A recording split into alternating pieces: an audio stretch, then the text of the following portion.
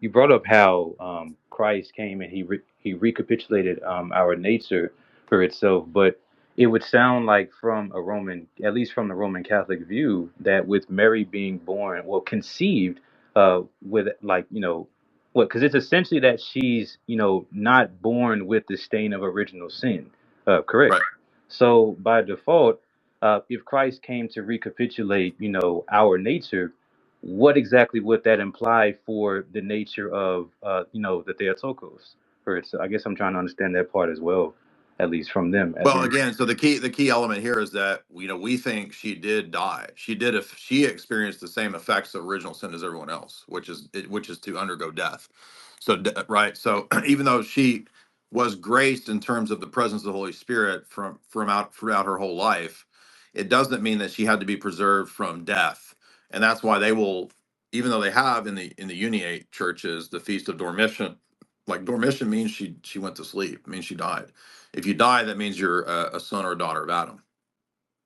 So wouldn't that so if she was already born without that particular stain from their perspective, then wouldn't that essentially like what? Wouldn't that imply that she's not necessarily of a human nature in the same sense that we are, but rather like in some kind of like a I don't know what to say like a divine or quasi divine nature, I guess you could say maybe. I don't think they intend it to mean that, but I do think that the reason that you get these very odd modern pushes within the Roman Catholic sphere for Mary to be co-redemptrix, to be given these higher and higher and higher titles, ultimately goes back to these issues. Yeah. So like, would they all do they also believe that like she was not because she didn't have that stain that she's also not capable of sinning either? I don't know what I would say about the possibility or if there was any real potentiality, but I just think they would say that there was consistent operative grace or whatever or sanctifying grace in Mary that she would not sin. I don't know. Okay, okay.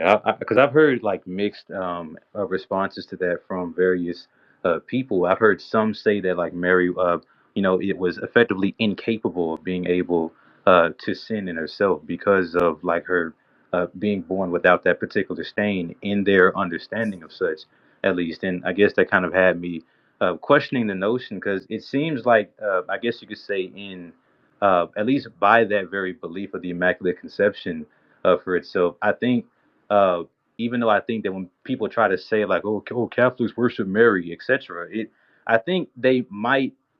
I think what they're at least trying to say when they say it towards Roman Catholics, uh, would you say that it maybe have more to do with the particular dogma of the Immaculate Conception rather than it just purely being based upon, like the veneration of the Blessed Mother?